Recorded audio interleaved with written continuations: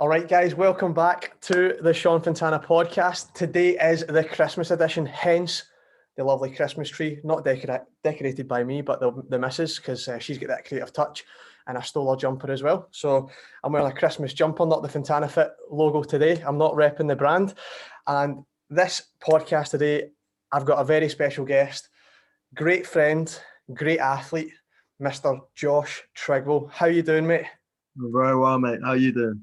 All good. Can't complain. Get a roof over my head, get water and food in my belly, and got to be grateful for the small things. And then also, always special guest. Nice. Very nice, mate. Very nice. Like that. My wee boy. Nice, mate. Good stuff. So how have you been? We're now in lockdown 3.0, and I think lockdown 1, the first one kind of it took us by surprise. We all thought that this thing was just a flash in the pan. It was going to be coming along for maybe a month or two, and then we'd see the end of it. Mm-hmm. Then we get out of lockdown, the first one, we start generating momentum. We start getting a bit more positive. We feel that we're combating it. We're getting somewhere. Mm-hmm. Second one hits, and it's kind of like a Mike Tyson punch to the solar plexus, and kind of takes a wind out our sails. And I don't know about yourself, but I've saw from a lot of people in the gym where some people haven't came back because they got themselves to a good place mentally and physically before lockdown 2, and they don't want to go. They're just like, I can't face coming back from the start again and working my way back up. And I just hope that, people just stay strong and try and stay positive and try and, just appreciate and keep perspective and be grateful for what they have. Because this lockdown 3 is probably going to be, it's going to be a tough one again. How have you coped through all these, and as well as just the tumultuous year of 2020? I think the first lockdown was obviously a shock to the system. And I think a lot of people thought this would be like a 3 or 4 week lockdown, go back to see loved ones and just get through it. And then obviously it got longer and longer and longer. And I guess with lockdown 3.0, as you put it, it's having, I think this could have the biggest impact on people's mental health, I strongly feel.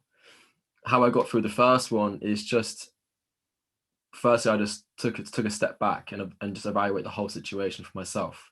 I was going through a bit of a rough time due to external things at the time. So it was like a double whammy. And so for me, it became just a case of what can I control in my environment? What can I do that can make me feel better? Forget about what is going on in the world. Forget about everyone's ideas on the whole experience. What can I do for myself that's going to bring me a positive factor back into my everyday cycle? And so for me, it quickly fell back into running. And talking to Craig, who's obviously my coach, I said, look, I'm just going to go and do my own thing for a little bit. I think I just need to do some sessions that give me confidence. I need to do sessions that I get excited about, and just gave myself goals all the time. So every 4 weeks, I'll do a time trial at a certain location. So throughout the first lockdown, I was just setting myself goals every 4 weeks and making sure that I had a purpose to get up in the morning to go train. Yeah. And I knew that through that, eventually it would get me through the lockdown. And then by the time we come out of lockdown, I'm feeling fit, I'm feeling healthy. And then obviously with this lockdown happening again, you're like, okay, you got to look back, reflect, pause, and then just, again, reevaluate the situation. Obviously now, like I said to you before this podcast, I can't go home now for Christmas. And with my latest Instagram post, my mum and stuff, it's a rough time. And for me, it's like, well, I cannot control the environment. Again, like I said 2 minutes ago, I can't control what's happening in the world. All I can control is my emotional state and what I can do to make it better. And so it's going to fall back on to running again and just apply myself in that way, and obviously to work with my athletes as well. So yeah, tough. Some key things that the first one was that you said you paused. Yeah. I think that stillness from like Ryan Holiday, the book Stillness is Key. And I think you've also read Ego is the Enemy by Ryan Holiday. I haven't actually, no. No, I remember you posting about that on Instagram about ego is the enemy. So I thought you might have read that book. But pausing instead of I don't know about yourself, but I feel that society now when there's a dead time and people are alone with their thoughts, they have to fill it up with content from social media, from Facebook, from Instagram, from the TV, from the news, from Netflix to Amazon Prime, whatever it may be. That they don't actually pause and get inside their head and understand how they're feeling and unravel their thoughts to then, how do I now execute on a plan that will help me become a better version of myself tomorrow than I was today. And I feel that, you touched on your clients and your runners and how you're emotionally invested in helping them get better. Your Instagram as well. What is it, at JR? At JR Run Coach. JR Run Coach. No, sorry, JRT Run Coach. At JRT Run Coach.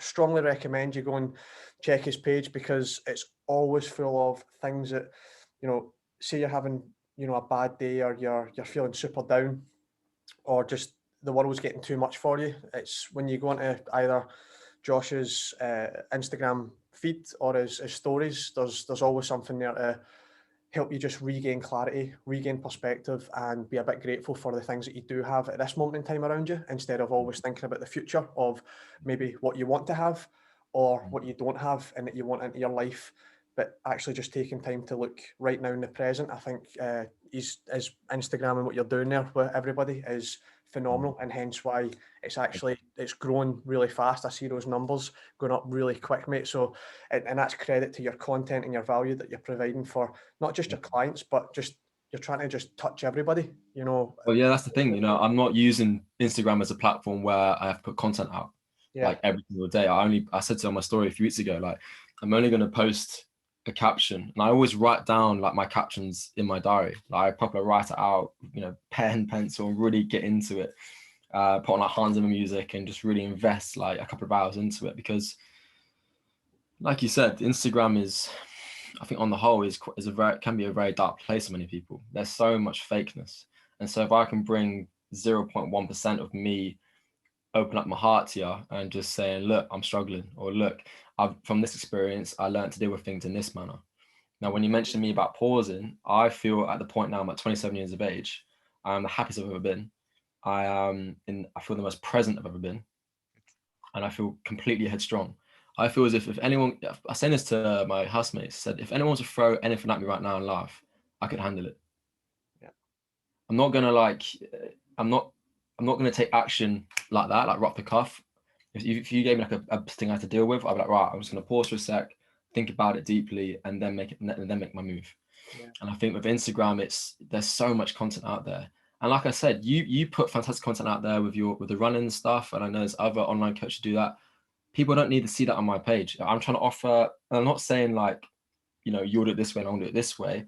It's a case of like, you're pumping in fantastic content on your page, and I just want to give something like a different direction to it. Yeah. So then people can look on your page, okay, that's really useful. Go onto my page, that's useful as well. If I put those two things together, then I've learned something from two fantastic people who've learned from experience. Do you know what I mean? So we're trying to benefit people in the same way. I just try to do it on a more mental level and from my own experience. Whereas, and I know you've done it plenty of times, and I want to ask you questions about, with some of your videos where you open up so much. And I think for me, it's just so much respect to you that, because a lot of people, Sean, I don't think would open up the way you do. And I think that just shows credit to you to be able to do it. People seek external validation all the time. Yeah. And you're someone who just you don't need that. You're very secure in one way, I feel. But then I think, and I don't mean this in a bad way, but I think you're insecure in another way in terms of training purposes. Yeah, 100%. You know what I mean? Like, it's kind of like it's a weird, I don't know how to explain it. I need to think about it more, but I look at you and I think that's a man there who is so secure in himself. He can handle any situation, but he is insecure in the running world. But I can't put my finger on what it is that you're insecure about. Yeah. No, like, mate, and I think like, so what, I mean, you hit the nail on the head with everything that you said in terms of, the reason, I think the reason I'm insecure is probably back to, I genuinely don't believe that I'm definitely not talented. That's the first thing. In terms of physically, I'm like, where you would see like the two most beautiful athletes I've ever watched run in front of my eyes. Well, in three, one that I don't know and two that I do know is yourself and Andrea Sagi. Ah, mate, thank you, mate. And I go at that and I go, see if I could run like that. Oh, that would be phenomenal. They just look so effortless. I look as if even if I'm on road, I'm traipsing through sand because I'm being followed. And if I'm sniffing bums because I'm that far forward. And then Matthew Centrowitz, when I saw him down in St Mary's at Terrington, and he was running I think he was doing like 8 400s or something. I looked. I didn't want to know the time. I just looked and I said, that's probably about 60 seconds that. And it was 52 and a half. And I just went, I was like, no, because it was Steve Skinner was at the side, with pace and timing and showed, and I went, that is, nah. I just went, that is unreal, like how smooth he looks at that pace. And then sort of like Evan Yeager and things like that, like beautiful running style. So I look at that and I go, that's talent.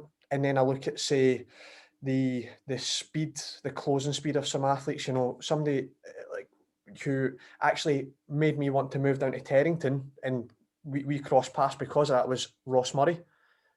I thought that guy was unbelievable as well. Like, just the ability to, go from where he was as a junior to where he went as a senior athlete and get into the Olympics in 2012.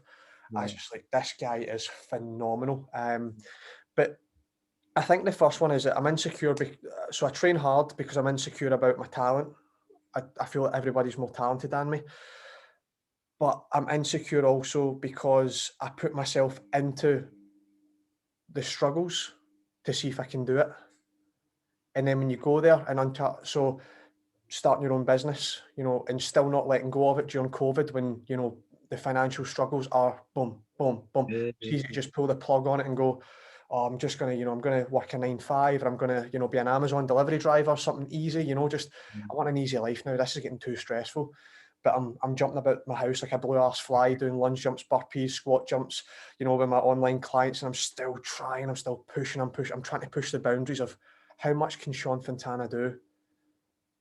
Like, where's the breaking point? So if I keep pushing and I keep pushing, I'm always going to be like, I don't know if I'm going to be able to do that. And that creates an insecurity, but I need to, when I go in through something I've never done before, I need to put myself in things that I've never done before to then gain the security to understand, well, I'm stronger than, actually, you know what, I can do that. Like the same way when back, one of my thing was I felt like I couldn't compete at a top level, but then, come 2015, I'm knocking on the door for a Great Britain vest. And we can probably go into that race as well, because you had to go and pick up my numbers for that race. Because, so like, my insecurities have driven me to push the boundaries and be strong to help me keep going. Whereas I think people look at the insecurities and the boundaries and think, actually, do you know what? That's a roadblock. I'm just going to turn back from here and I'm not going to go and see what's on the other side of that. But I also... So would you say that, so I say to my lot, find failure, but would you almost say that you're trying to avoid failure because that's insecurity for you? No. Or you try to find it as well? I'm going to see, so if I look at something like, so say when I was in Glasgow as an 18-year-old boy and said, I'm going to go down to London and be a personal trainer and train my Team GB. Yeah. My mum's going, Sean, don't be that. I said, my mum said, the words were, Sean, you can't even turn up on time to a 4-hour shift on a Sunday at Boots the Chemist. You still turn up late, 12 till 4. You still turn up at 12:30, and you think you're going to run a business down in London. So looking at that massive task, can I do that? I think I can. What if I could? Let's go and try. And if I fail, that's like, who cares? But I've got to I have to see what's on the other side of that. So what makes me a wee bit scared or a wee bit, nervous or anxious, I've actually got to see what's on the other side of that. And usually more often than not, when, well, there's sometimes, you know, like America blew up again. I dropped my business. I dropped Fontana Fit. I moved away from all you guys in Teddington. I moved away from a success network that brought me a massive, you know, more than I could ever hope for in terms of performance. And I got moved to Colorado with my wife, told her to leave. So I seek it. I understand that it's there, but I'll jump in and I'll see if, do you know what, this, you know, I'm not gonna go to this roadblock and then turn back. I'm gonna see if I can plow through this roadblock. And sometimes, you know, I've ran at it and I've bounced off it, you know, I've failed miserably, but then I get back up and sometimes I might find another way to either, instead of going through it, I go over it or I go around it, whatever. But I've always seeked out things that I found difficult or things that actually make me scared or things that will, you know, that will create anxiety for me. Jumping at both feet, go, all right, what can you bring me today, sort of thing. Like I made Caroline buy me skydiving, like a skydive, because I was scared of heights. And you know, like, that sums you up on so many levels. Like, I need to see if I'm stronger than my insecurities. I need to see it. I need to see if I'm a beast. More often than not, I'll fail because sometimes you set it too high and you just literally you just don't quite get it. But again, you just dust yourself off. It doesn't make sense. Where do you find contentment then? Where does Sean then find contentment? Where, you know what, I've dived into, you know, into areas where I could fail or I'm very scared of these situations. When does Sean Fontana feel content? Like, is there can you sit in your armchair at 65 years of age and be like, you know what, I'm content with life right now. I don't need to keep pushing or trying to identify this area that I'm weak at. Like, where's the end point for you, or is there an end point? I'm gonna say short answer, no. Yeah. And my wife knows that as well. Like, that's why. You're searching for highs then? Are you searching for highs all the time? Yeah, and that could be a drug, that could be obsession. Like, you know, the next thing I'm looking, like my wife tells me, you know, like the other day I was thinking, because lockdowns happen, I'm going, how about I see my clients, I'll start a meal prep company for my clients, and what I'll do is I'll prep all their meals and I'll deliver it to them around their house. And she's going, Sean, like, one minute you're doing your personal training, you're doing your online coaching, you're also doing your classes online with like 45 clients, you're out trying to train up for the Commonwealth Games Marathon, and you're doing your podcast. Now you want to be a meal prepper, and then you're thinking about, you've just finished your bachelor's and you now want to do your master's in physiotherapy. I'm like, what I think motivates me is I'm going to go 6 feet under soon. At one point in my life, I'm going to go, everybody is, we're all going to go to the same place. I'll rest when I'm dead. And I'll keep pushing.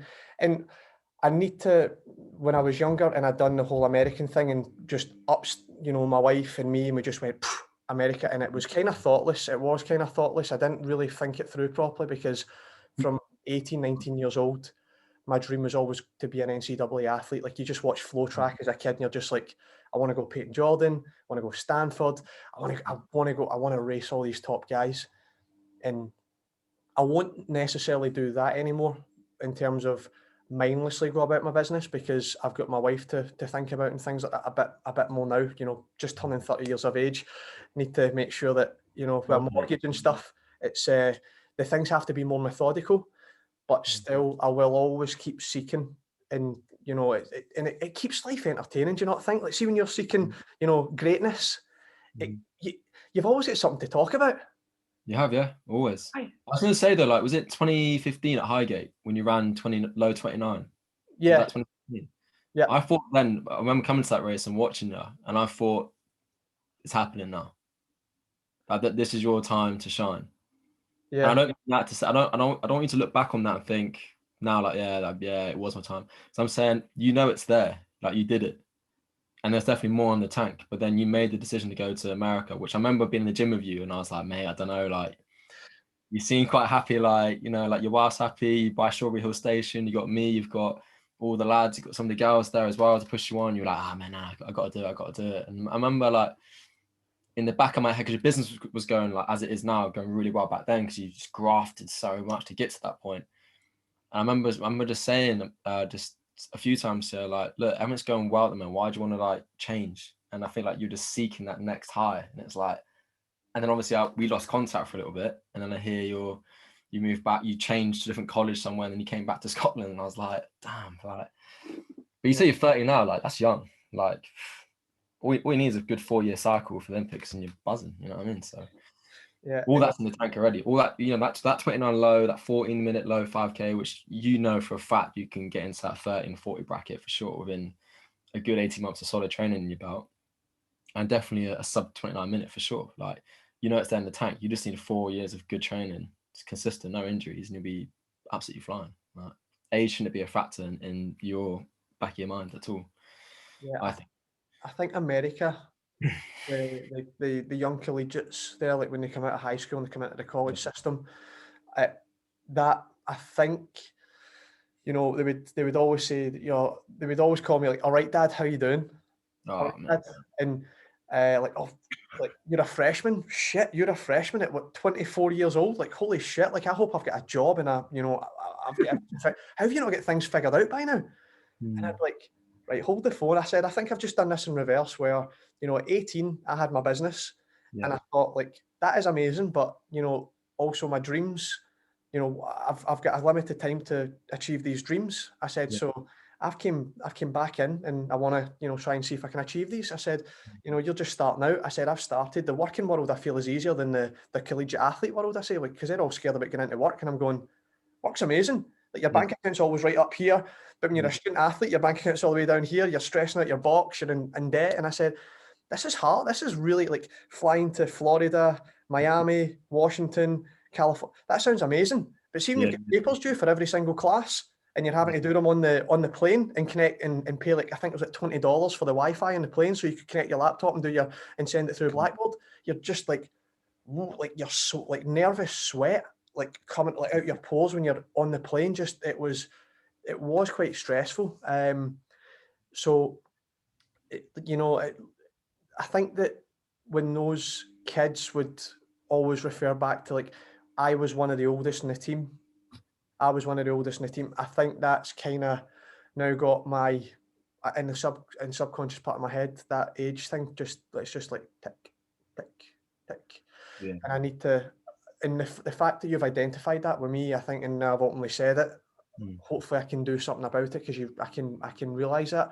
I honestly think it's nonsense to think that I'm getting older. Like, I mean, like for me, I'm 27. I know for a fact that I'm a late bloomer. Right. My best years are still way ahead of me. Like, I don't think I'll be reaching peak until I'm about 33, 34. Yeah. Look, I mean, Nick Willis is a perfect example, and Owen Pearce. Do you know Owen Pearce? Irish lad.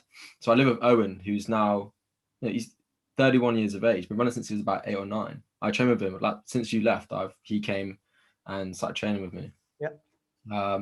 And he was like a 352 guy over the 1500 for years. Couldn't break it.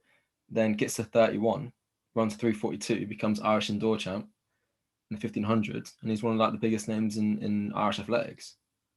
Right. And he's just like with age, and all he's done is be consistent and just allow time and just nature to just take its journey, and now he's absolutely flying. Like, and he's putting everyone to bed, like in training and we're all doing racing. Like, he's very similar to you in terms of just absolutely relentless. I said this in a podcast to a lady named Natalie, who I did a podcast with, and I said Owen's just relentless. Like, it's just unbelievable. And so going back onto the factor of age, like, yeah, he's a perfect example of age is, you know, you shouldn't be thinking about that, you know. Think about where you are now, like, you know, you're 30 years of age. Okay, you have a bit of an injury still, right? Yeah, you know, this one got me worse than the first one, because I knew the first one, posterior tibialis, I was pushing towards marathon mileage very, very quick. But then the second time, I actually, you know, capped my mileage to like 75, 80 miles a week. And I slowly built up there, 3 weeks on, 1 week down, making sure I wasn't going too hard in training sessions. And it went from my left foot into my right foot. And I just was like, because right now, sorry to interrupt. Like right now, you know what I used to be like. I'd try and hit 90 miles of you or 80 miles. Since the first lockdown, I've hit no more than 70 miles a week, and currently I'm only on about 50 miles a week, because in my head right now, there's no races going on, and I can't see any of them happening soon. Yeah. I've cut down to only running 5 days a week, so I take 2 days off a week at the moment, Monday and Fridays. Mhm. All I do is, the way I look at it right now, I'm looking at the bigger picture. So I'm putting in big tempo sessions. So I meant to do a tempo yesterday, 12-mile tempo, but I had a bit of lower back pain, so I just cut it at 5 miles, and I'll go back to it Tuesday. But I started at 6-mile tempo, and we're getting up to about 14-mile tempo, so we increase about a mile each week. And then we do a hard interval session on the roads where I try to get in. I do it solo, so I get about 60 minutes of volume in. I do like 4 by 5, 4, 3, 2, 1 minute, or 3 times 8, 4, 8, 6, 4, 2 sort of stuff. Just getting loads of volume on my session days. And then on my easy days, I'm running like 13 miles in one run, not breaking 720s. I'm feeling fresh. Now, the way I look at it, you might disagree, but the way I look at my training right now, I'm like, I have no idea when racing is going to happen, right? So if I can just get in now, from now, I've done this since about October now. October, November, December, January, February. If I get to like April, May time, and I've got no injuries, no illnesses, been consistently running 55 miles a week, and I've been hitting like 15-mile tempos at 520s, and they're feeling smooth, my heart rate's dropping every session. I'm doing big volume on the roads. Yeah. Like, I haven't hit a 10 out of 10 effort in training for quite a while, which I know with you, I did quite a lot. And I've learned from that, but actually I just need to pull back a little bit. And I tell you what, my hunger to get out the door for a run now is, it's just incredible. Like, I'm so desperate to go out for a run. I love it. Absolutely love it. I've got that feeling back with the fire. And I remember this quote you said to me, and I've never ever left, and I've used it so many times, Sean. You said, it's like adding coal to the fire. And right now, like, me on my rest days is adding coal to the fire. So I'm so like then motivated to get out the next day and smash a good session. Yeah. That's where I look at it at the moment. And that's like what you've just said there as well. I think a lot of listeners should take note of the fact that, I think a lot of people who will be listening to this podcast, they want to go out and constantly smash the same amount of mileage as if it was they're gearing up for a race or they're gearing up for a season. And what you've just said is we're in a weird time where we are not gearing up. One day we will be gearing up for racing again. Race season will commence, fingers crossed, hopefully, in the near future. But like you've just, what's the point? And now, like, I'm nodding my head, and you're going, aye, that makes sense. That makes a lot of sense.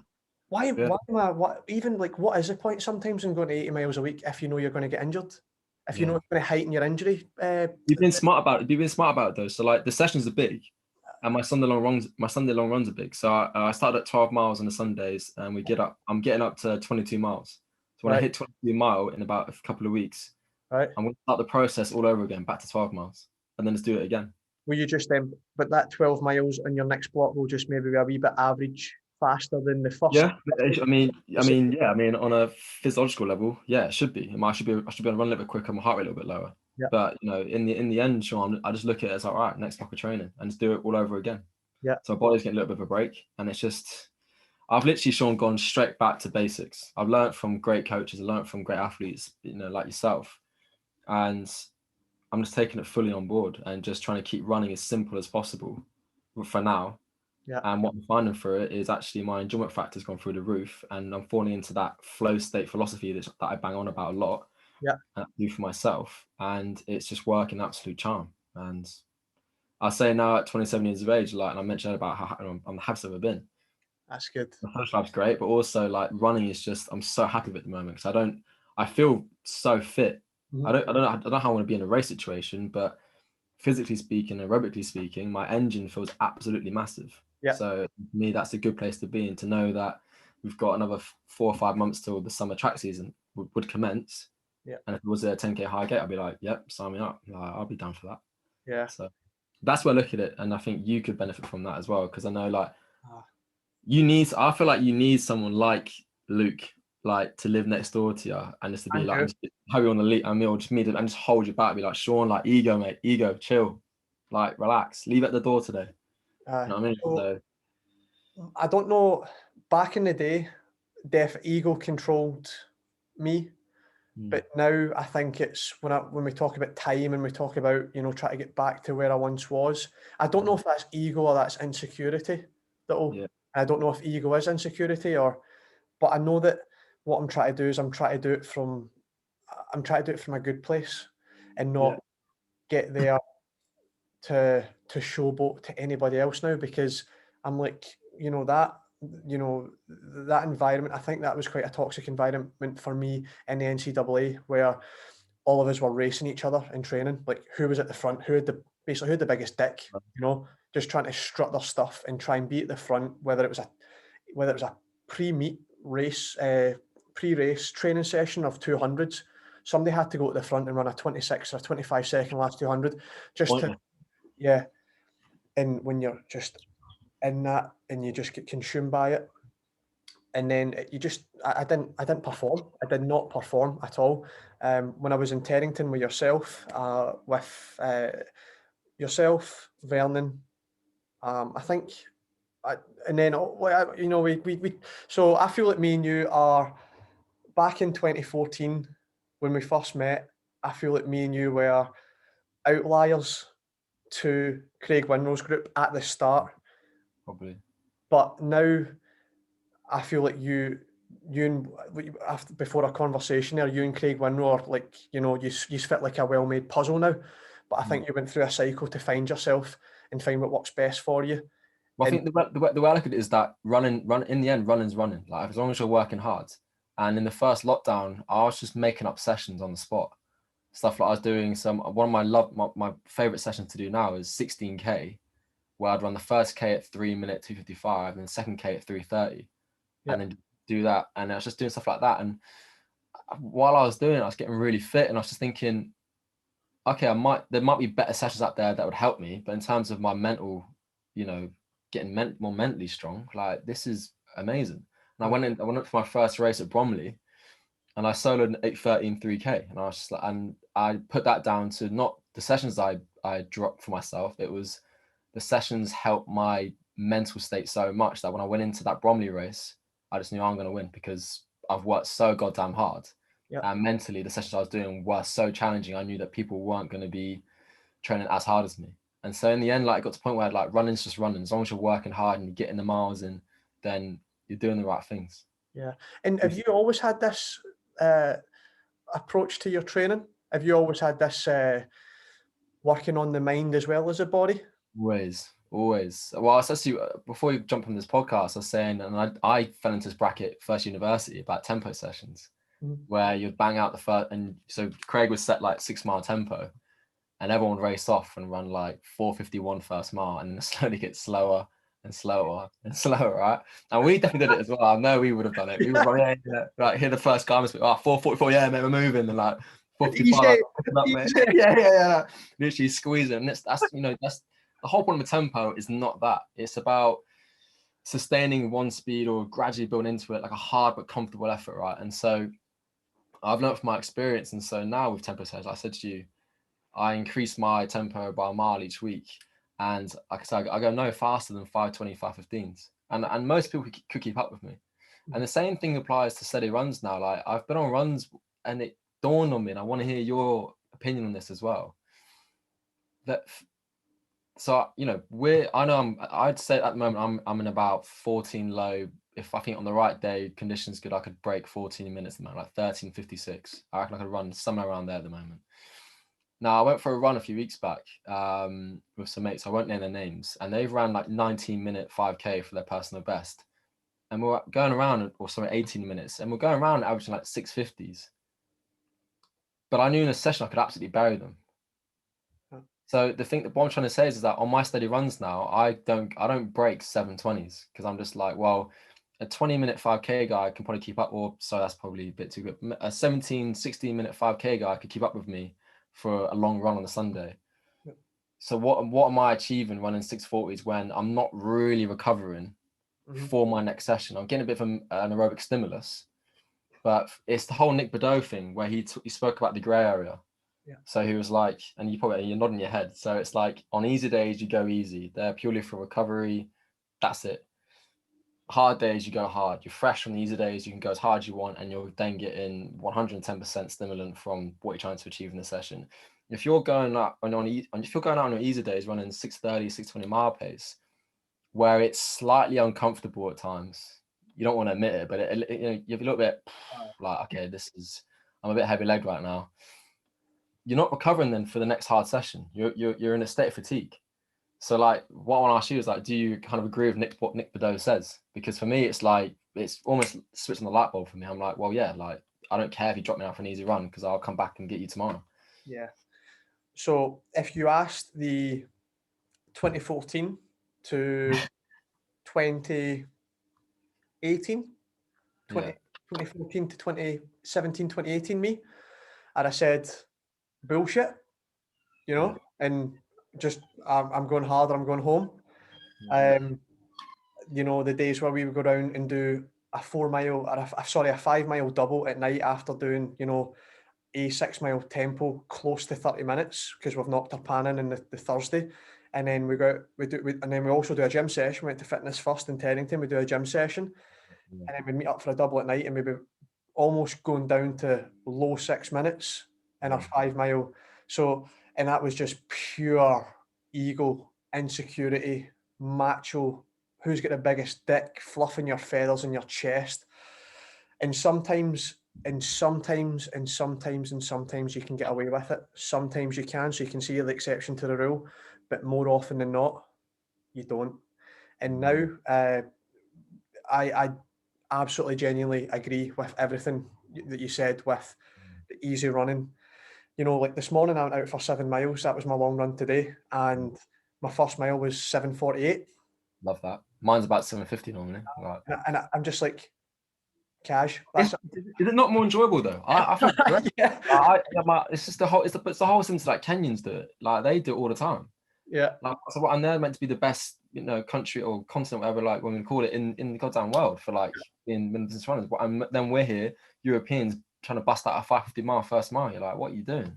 Yeah. And I think when we were talking about before the podcast that Teddington can be a gift and a curse depending on how you look at it.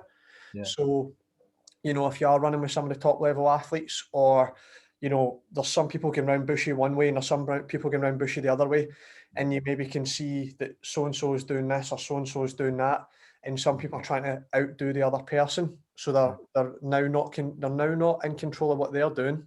They're now not in their zone. They've allowed somebody externally to pull them out of their control.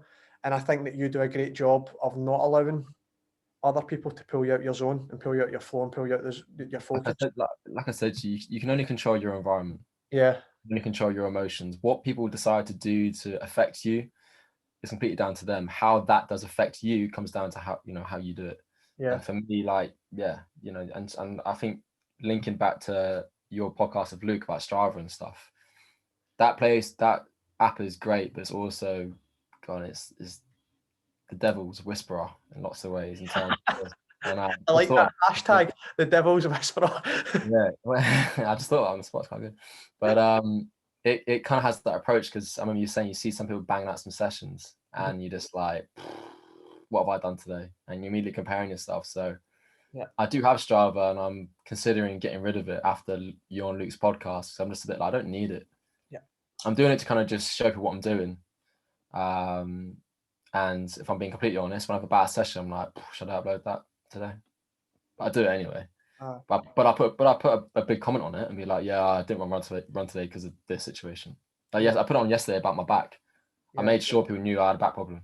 And for me, I went to bed last night after a couple of drinks. I was like, that's not what I'm trying to. It's not what I'm about. I'm not here for that. So I'm definitely considering to get rid of it. It's just not good. Because mate, you don't need to explain yourself to anybody. No, I don't. But that's what I find myself doing. I was like, why am I doing this? Like, why am I'm falling into something that I'm a massive advocate to not do? You know what I mean? So yeah. So, but in terms of when it comes to when you see other people do big sessions and stuff, for me, it doesn't bother me. In the end, it's race days when it's happening. And like I said, with my training at the moment, not the way I do train, which is conserving, I say, a lot of energy. It's almost creating, and I do it with my own athletes, is I want to create a caged animal sort of mentality. Yeah. So Chris Cook, who I coach moment, he's getting himself ready for a 5K in March, and he did his first tempo on Friday. And I said to him, leave your ego at the door. This session is not about you trying to smash it. Be disciplined, be controlled, do your 5 miles at the pace I set you. He finished it, did brilliantly. And he said he's wanted to go. He wanted to just let loose. And I will literally keep him in that state of mind now for the next, I think we're doing about 10 weeks. I'm going to keep him in that state for about 10 weeks now. Yeah. And then on race day, off you go, mate. Yeah. And I think that can have a massive impact on an athlete's mentality. And so I applied the same principle to myself, where I'm just hold back Trigwell, hold it back, wait to race day, because then it leaves an element of surprise for you as well. Yeah. So you're like, okay, I've been holding back. I've done fantastic week after week of training. Now I can go and just see what I can do. And you're then excited about it. You're not feared about it. You're not getting anxious about it. You're just pure excitement. Like, oh, what can I do today? Yeah. So yeah. And I don't know about you, but one of the best advocates of that sort of training and that sort of mindset before I even adopted it personally is Andy Vernon. Okay. Because I don't know, have you ever trained with Andy? I did a few like longer runs, but it was when I was at university, where it's like a massive group of us. So I never really spoke to Andy on a one-to-one level. Yeah. Obviously, I remember him training with you a lot. So you know, that guy had ran, I think he won Peyton Jordan, he beat Hassan Mead, he beat, I can't even remember, he beat Hassan, there was these top, Ben True, he smashed these guys in the last 400. And he ran 27:43 or 27:46. I can't remember what it was. Comes back the next week and we're doing 8 back K off a minute. And this is 8 back K off a minute, up that thingy trail, K up, K back. That's him, mate. I know exactly what you're on about. That's it. And he goes, and I say, what's the pace? I'm getting nervous now because he's ran 27:46. What is that per mile? What is that? It's like, whoa. Is that like 60? It's, well, you're broke 67s. You're going about 420 mile pace. Yeah. Just give some people some idea of how quick it is per mile. Because 28 minutes is 14:14 for 5K. Yeah. So like 14 minutes and 14 minutes, no recovery. This guy goes and runs basically 13:50 back to back. Unreal. Right, so that's like 66 high. Yeah. Tuesday comes round, like about 10 days later, 8 back K, and I'm getting nervous. So I'm going, oof, we're probably going to be running like 2:45s today, 2:40, 3 minutes. Yeah. 3 minutes. I went, what? I said, but I've run 29:16, so I need to run 2:50s at least. And he's going, Sean, pardon my French, shut the fuck up. Yeah. Crack. He said, it's not about today. It's not about tomorrow. It's not about this week. It's not about this month. It's about 6 months and a year. He said, and if you can just tick them off the box every day, every week. And I think that's how I got better back in 2015, 2014, having, like you said, you, him, Luke, Mickey Dowling around to keep that the insecure Sean from going out and keeping doing more to try and. Then I moved to America and the insecurities just kept grabbing me every like the demons just kept unraveling and I couldn't keep them under control with the insecurity to wanting to do more, longer, faster, harder, proving myself.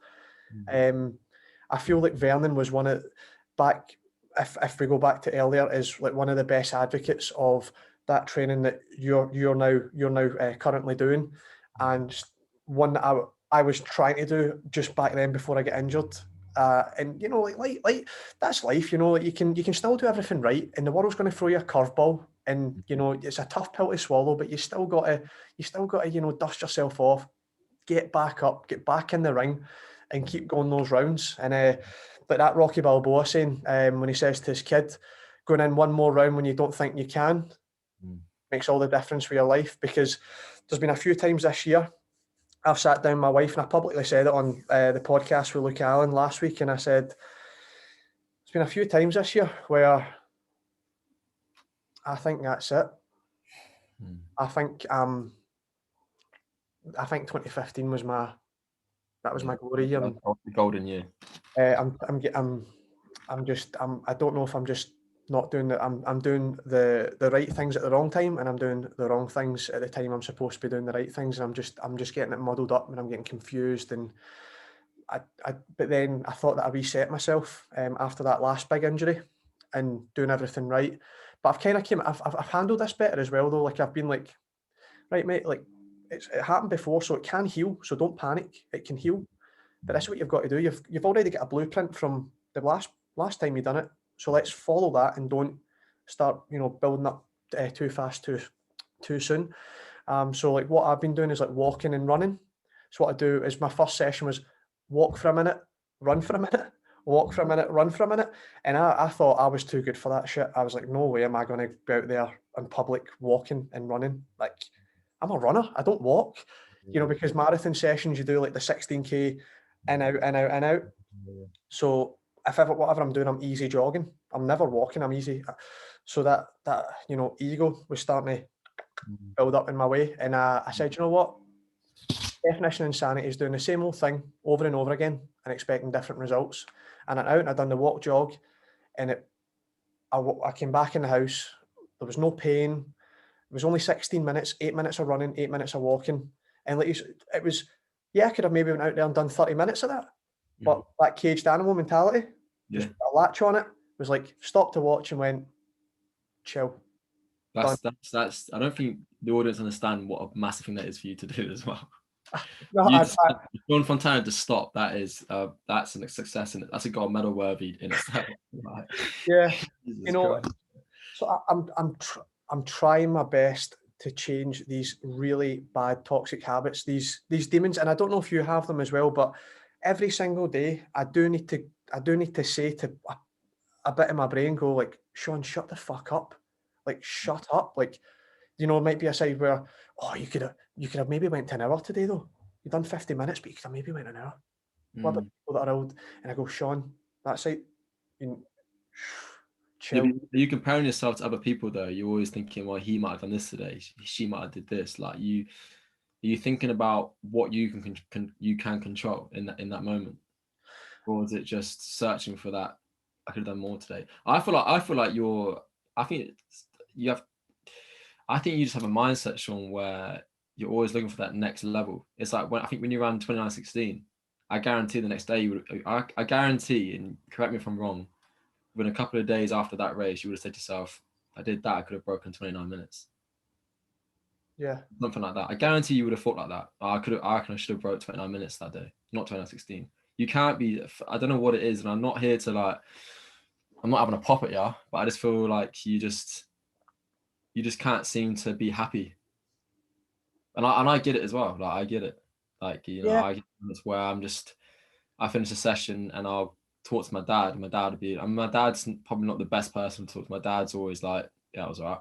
What's next? So he's quite like you in that way. But then I'll call my mum after the race. She'd be like, I'm real. Like, enjoy it. Go for a few beers. I'm like, yeah, you're right. I should go for a few beers tonight.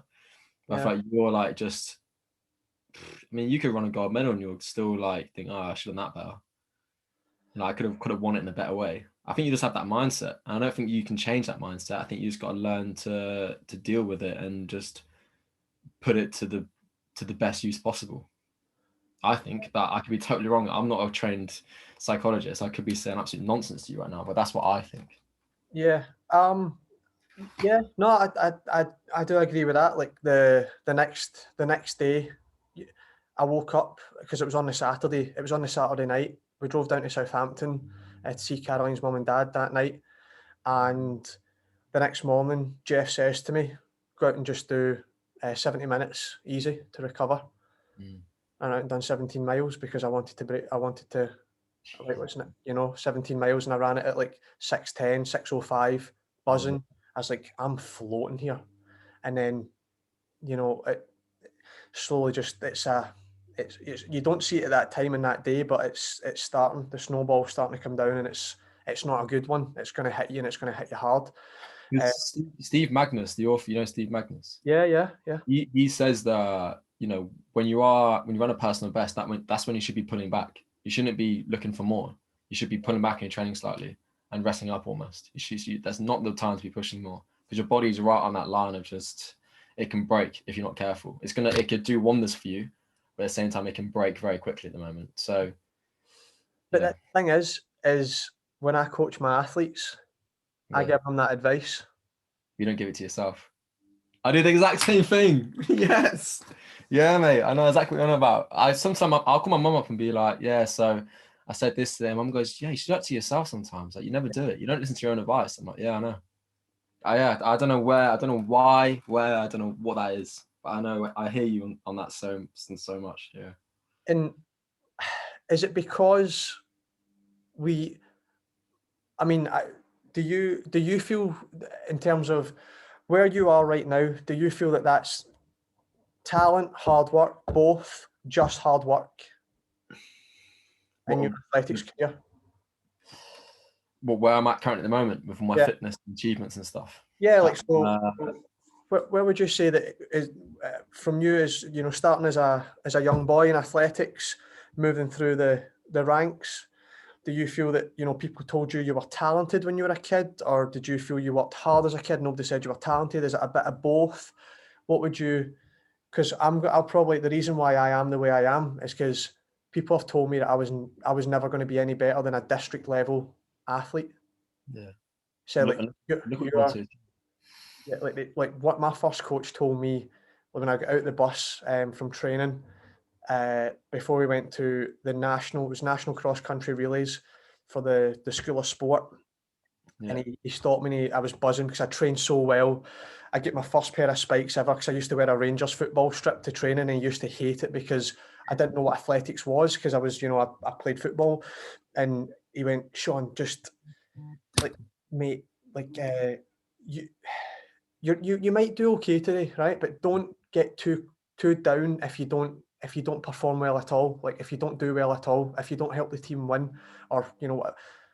And I just, it broke me. And then we had some run-ins together, you know, and I went to move to the other coach in the school of sport, and he was quite elitist. He only coached the top guys, and I had to keep begging for him to train me because I wanted. And he's like, and they would joke about me. They go, he's not good enough. He's shite. He's shite. Like, look at him running. He's like leaned over. He looks as if he's going to fall over every time he runs. He's shit.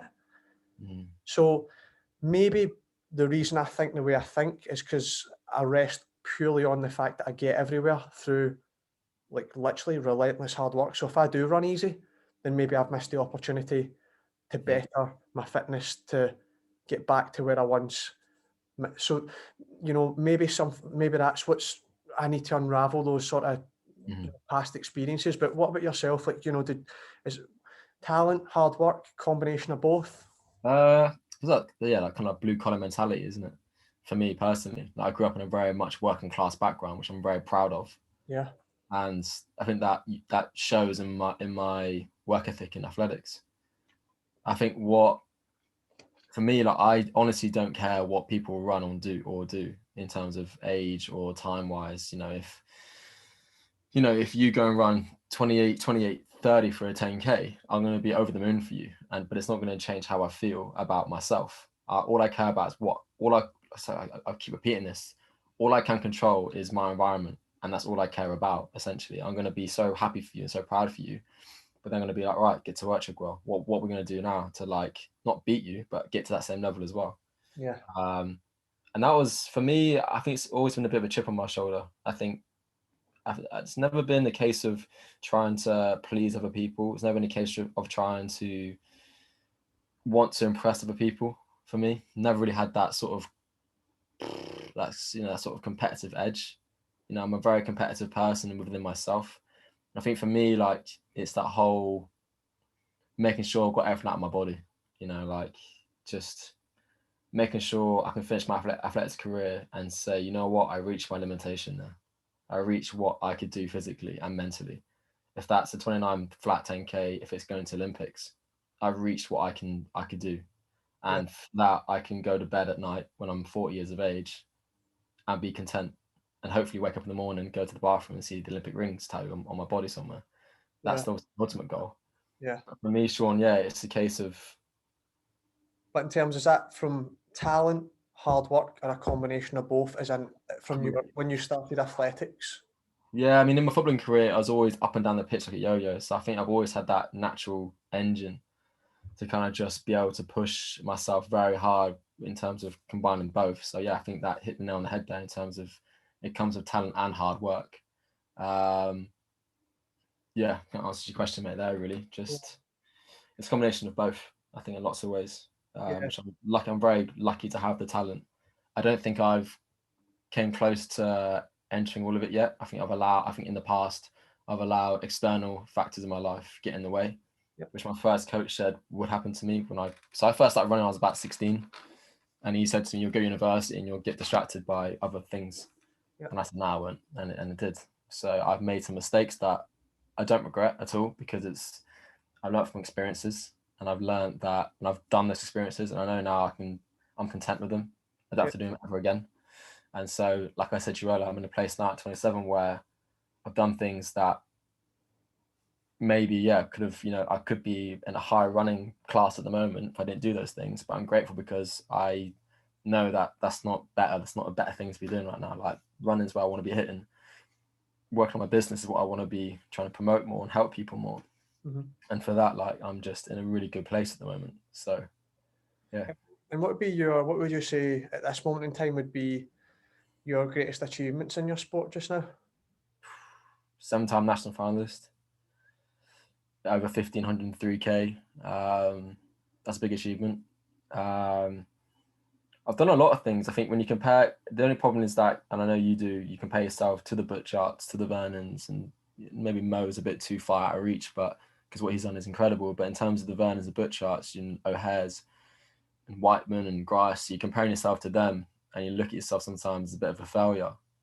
But then you look at back what I've achieved. So at the age of 27, I've gone on to achieve 8-time county champion, 4-time regional champion, 4-time under 23 European trials finalist, 7-time national finalist, made money in the sport. Goddamn, that's a good career so far. And I've yet to, I think, tap into my best years yet.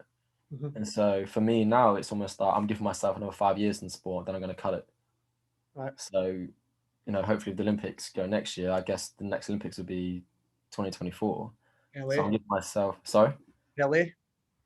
Yeah, so hopefully, another 4-year cycle, then I think I'll call it quits and just be like, all right, I've give myself 4 years to this game, empty the tank as much as I can. I will then be 31, 32, and I think I'll be like quite content. If I go to the Olympics, then I'll be like, all right, done. Like, if I went to the Olympics next year, I think I'd probably call it a day there. Right. Not ways. I don't need to. For me, that's like pulling the biggest external goal, is to go to Olympics. Yeah. Once to do that, Sean, I'm done. I don't need to. For me, that I can walk away from the sport very content. And people might say, "Oh, but you're only 20 years of age. You've got more to give." Well, I don't care what you think. For me, that was my goal. Yeah. And I live with that. If I finish my career as a 28-50 man, but I had the potential to run sub 28, but I've gone to the Olympics, I don't care. Like, I've done it. I'm gonna go to the next chapter of my life now, which is away from running. Yeah. Can I see myself in 15 years running still, like as a lifestyle? Absolutely not, probably nah. But will I be working on myself in other areas with my mental health and going to the gym, stuff like that, and just experiencing life? Absolutely. Yeah. And running taught me so much about myself in that process. Like, I'm so thankful I come into the sport. Yeah. I've gone to levels in my mental head that I don't think any other sport you can get into. Like, when your body's just fully bagged up with lactic acid, and then you tell yourself to dig deeper. Like, when you do the 1K, 800, 600, 400, 200, when you're meant to blast every single repetition as hard as you can, and you get like 4 minutes recovery in between, and then for the last 20 meters, your body is just in complete lactic. Your head's lactic, you're seeing stars, you've been on the floor, you might have been sick a couple of times, and your coach goes, all right, go one more time. Like, what other sport can you get that same stimulus?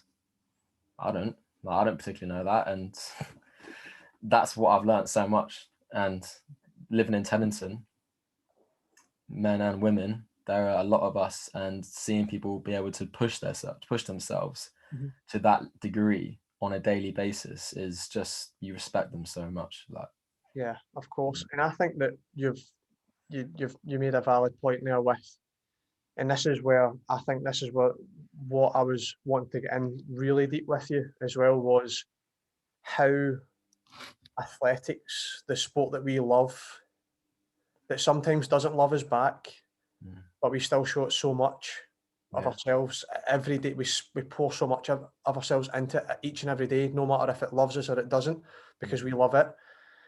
About how this sport, using this as a vehicle for life, like where when me and you both hang up those spikes and we call it a day, you know, we've emptied the tank, we've rinsed the towel of every morsel of blood, sweat and tears, and we hang it up. But the lessons from this sport that we can take, even that we take right now as we build our business, and we understand that, you know, there's going to be days where you wake up on a Sunday morning to go and do a 22-mile run in the pissing rain and blowing gale, and it could be you, but you suit up, you zip that jacket up, you put them shoes on, and you get out and you crack on anyway. The discipline to do, to act, to execute, even when the fucking odds are stacked against you. And doing that in business, doing that in life, like this is something that, you know, and I like the fact, I actually love the fact that you know, like giving yourself a time or whatever you achieve and being happy also with the career that you've had so far. Because of everything it's taught you to this point. Not thinking that you need to then, you know, you don't learn anything until you close the door on it and then you start using it when you're finished. You're using it right now in the process of building a life outside of athletics. And I think that that's extremely healthy and extremely noble and positive. And it's just a thing where athletics and sport, that's why I do this stuff with Achieve More Scotland, the charity with the disadvantaged kids.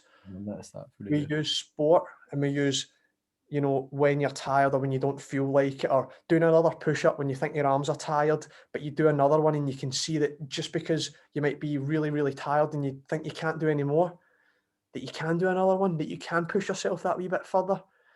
And like you were saying, when you're in that pain, when you might be going through a bad spell and you're running, you may have had a bad race, and you know, you're lying in bed and you're going, it's the same way as if you have a bad day at work. And you're like, oh, that was shite, and I just want to quit this work. It's like, no, like you've got to take the rough with the smooth. That's entitlement. If you think that you're going to wake up and every day is going to be a great day, that's pure. What's the first, after a bad race, the first thing I always do? Get up the next day early as I possibly can, knock out 10 miles. Just like you know, get back on that horse straight away. Don't even think about anything else. Just do 10 miles safe after that. And I love and hate this sport so much because of the hard lessons that you learn, and it's raw, it's powerful, it's a roller coaster that, you know. But I feel like if you can learn from the trials and tribulation, the highs and the lows within this sport, and the discipline that it takes to be the best version of yourself, you can take it out into the business world, you can take it out into the life world, and be so successful. Absolutely, mate. Absolutely. I couldn't agree more with you there at all. You hit the nail on the head there completely. I find that when I'm approached by things non-running related that, you know, could be quite stressful, I'm just not phased at all. I'm just like, okay, like, I've had worse scenarios here in running. Like, you know what I mean? Like, I've had to go through 16-mile runs when I'm at 10 miles in, I'm just like absolutely done and dusted. And what do you do? Just keep goddamn going. Like, you know, or in a race situation, having a bad race and you've got another 3 or 4 miles to go. What do? You don't stop, you just keep going. I mean, and I'm not, and it's cool. And it's a quick conversation on this one about, you know, when people drop out of races. Now, if there's a listener who has dropped out of a race, I'm not judging you at all, but I say to my lot, if you're having a bad day at a race situation, you know, you're way off your pace. You've got people going past you who you may notice and you've beaten them before and they're just looking as smooth as possible going by you. Do not goddamn stop. You use that experience now to be present with your emotions, be present with the pain you're in, but most importantly, what in God's name is your mind telling you to do, which is stop. So you spend the rest of that race just having a battle, having a war of your mind. You know, I pulled out a couple of races when I was younger, and I've had a bad few races, you know, not recently, but in terms of, I'd say last year. And did I stop? Absolutely not, because I knew I'd learn more from this experience now than I ever will if I, you know, it's so easy to go out and win a race. It's the easiest thing in the world. When you feel great in the second place, you make that kick, easy day. Yeah. When you're in fifth place and you're on a wall of lactic acid and you've got that buildup of stress in your body, that fear of maybe others judging you because you're having a bad day at the office and people are, what people are going to think about me, which for me now, like, just, I don't even think about that. But in terms of the stress that can happen, the anxiety that can build up in your head, and the constant, just drop out, you know what I mean? Just like, it's not worth it today, it's not happening. Don't goddamn stop. Keep going forward, because you'll learn so much in that experience. Yeah. Post race, you feel, I'm gonna swear, you feel shit, you want to give up, you feel gutted, you put all this hard work in, but you haven't got reward. Be with those emotions, like, be with them, absorb them, and then just see how it feels in a few days' time. And then you come back into a race situation, re-pumped up, ready to go again, done no blocker training. You've learned from that experience because you didn't stop, you didn't give up, you got through it. It's made you stronger mentally. So you go into this race now saying, I dealt with that situation, didn't stop, I kept going. So if I feel better today, which you will, bam, there you go. Success is right there in front of you. Yeah. So that's what I say to my lot, and I say to myself all the time. Yeah. Same with sessions. If you're in pain, physical pain, there's an injury, yeah, stop. Like, do stop. But if it's just having a bad day at the office, things aren't going well, just keep goddamn grinding that out. Like, don't stop. Like, you know what I mean? You learn, I said that you learn way more from experiences, I think, than a race where you, for example, at Highgate, you ran 29:16, best day of your life or best day in your running life, but probably the easiest race in your life. When I ran 3:45, when I broke 30 minutes for 10K for the first time, when I ran 3:45 for the 1500 meters, easiest race I've ever done in my life. Easy. When I broke 8:10 for 3K indoor, easiest race I've done in my life. When I've had bad days, when I ran like 8:23, hardest days of my life. Like, physical pain was unbelievable. Lactic from lap 1. Yeah. When I ran 8 or 9, no lactic till about 20 minutes to go. Yeah. So like, you've got to take so much experience from those bad races and use it to your advantage for future ones. Yeah, I like that. And hashtag be stronger than the moment. Yeah, absolutely. So no, it's you know, that mindset, I hope listeners really take note of, because it is, like you said, it's very, very easy to do all the right things and think positively and, you know, keep rolling forwards when everything's going in your favor. But it is extremely difficult to still keep thinking rationally and logically when, you know, there's the bullets are flying in your head, like they're screaming at you to stop or get off, or what, you know, or if we do think externally, because sometimes people might think externally and it's like, oh, but this time will go on the power of 10 and all these sort of stupid things some people think. But if you can go through those hard times and you're hopefully, and again, this me might be linking back to my experiences, is hopefully when the good times come, oh boy, they taste sweet. Like, that is a right there though, don't say they might come, they will come. Like, don't say they might. Like, don't get out of your head right now. You got to say they will happen. Like, you can't say that, Sean. If you have that mentality, and I know you shouldn't say it, but like, no, you say I will achieve those times again.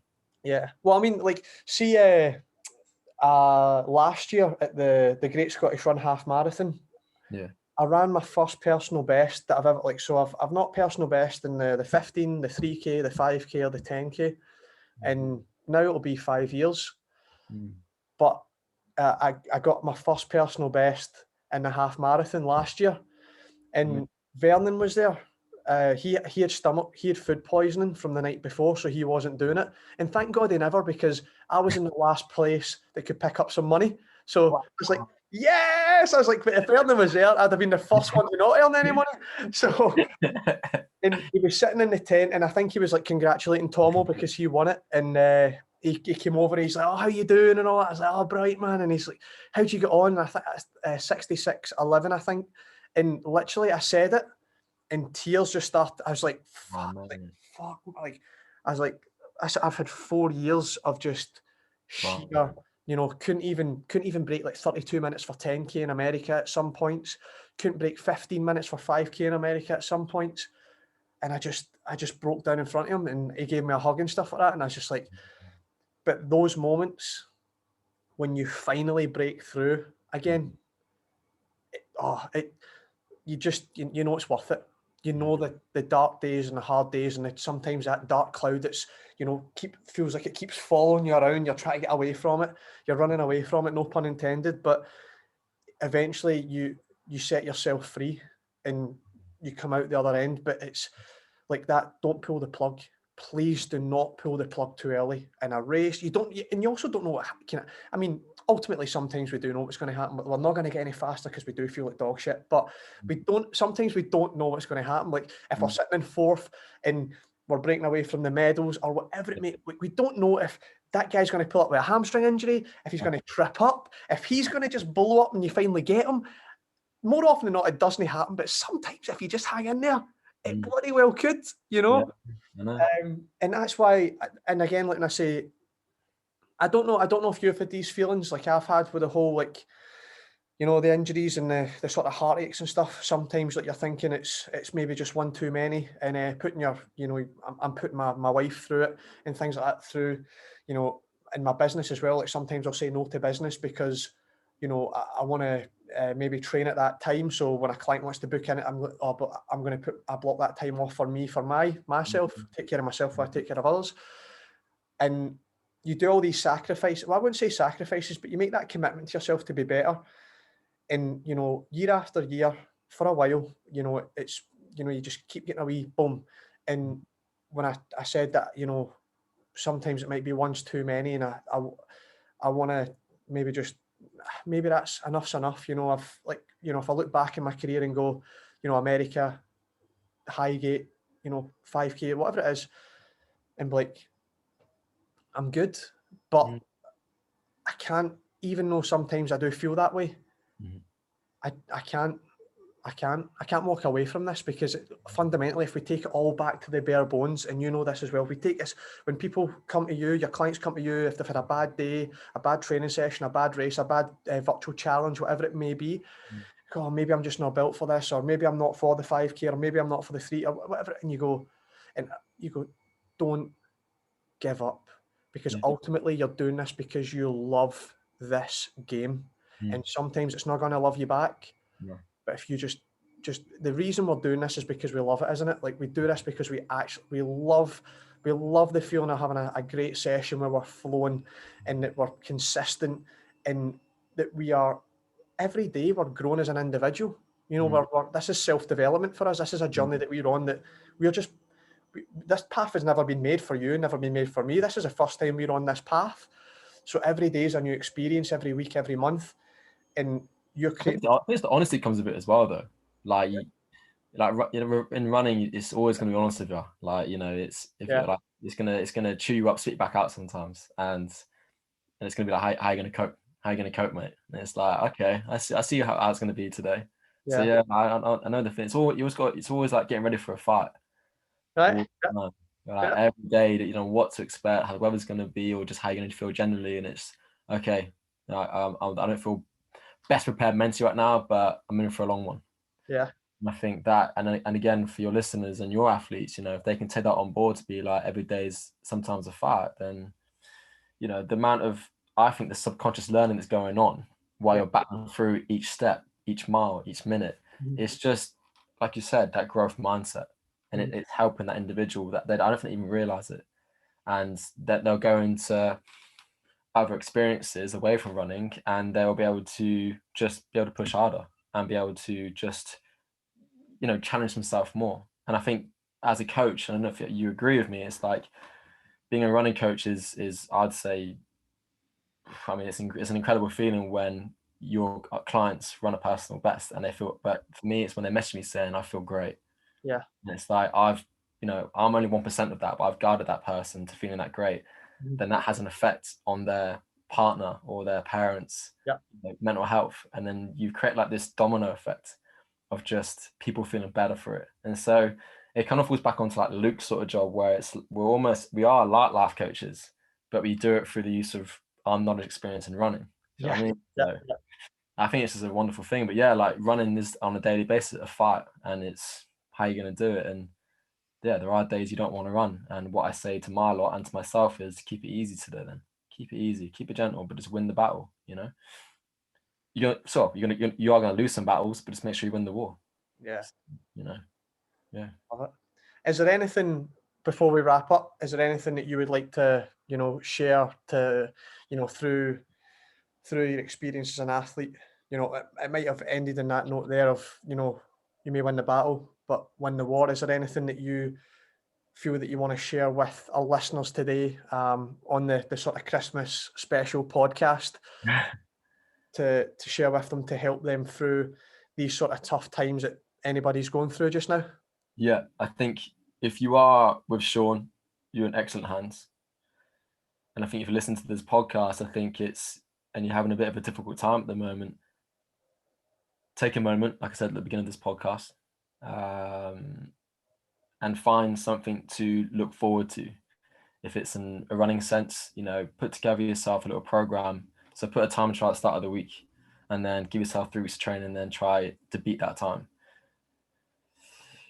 Create yourself like routines. It's going to be absolutely key for this third lockdown. I think you can add in if you want to, but for me, that's going to be key. Like, it's sticking to regimented times. So for me, over this Christmas break, including Christmas Day at 9:30 a.m., I'll be at the door running.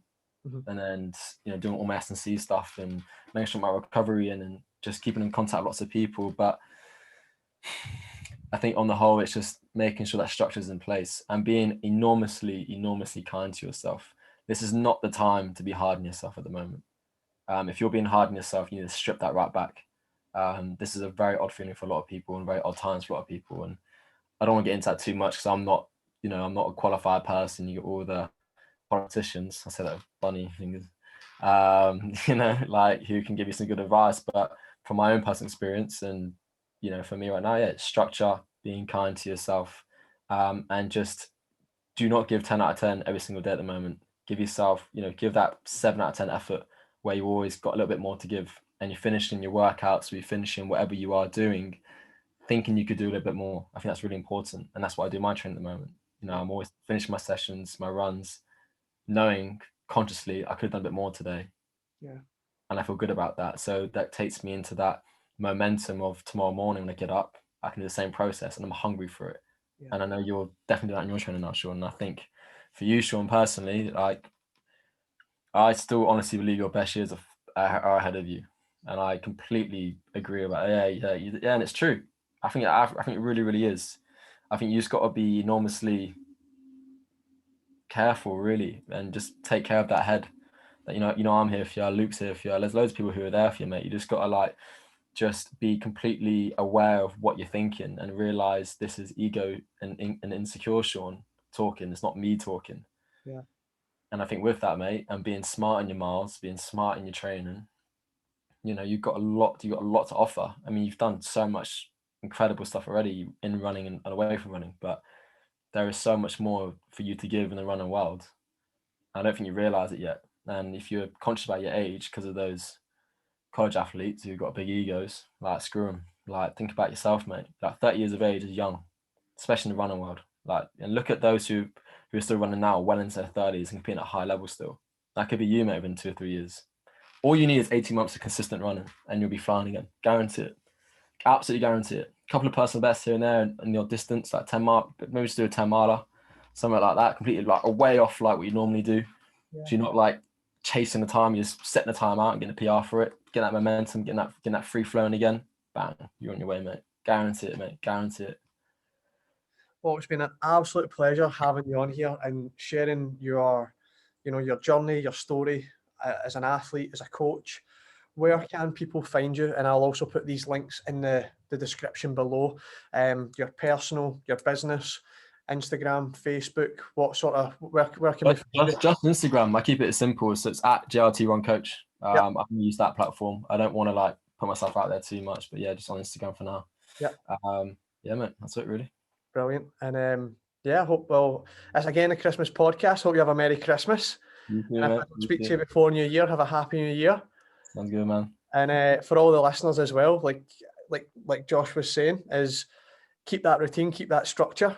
If on Christmas Day, on New Year's Day, you want to pig out with some food and have a wee glass of wine or a wee bottle of beer, still go out there and get the miles in, so then it doesn't affect you as much, so you don't put the Santa pounds on. Every pint you got to do 2 miler. That's what I'd say. That's it. So it's having that is it looks like Josh you have is a lovely balance between working hard but also understanding that with hard work you can still let your hair down, your luscious long locks as they would say, let them down and just put your feet up and sometimes have a wee cerveza or for me it would be a wee squash, a wee diluting juice. But no, it's been an absolute pleasure. I think again another golden episode.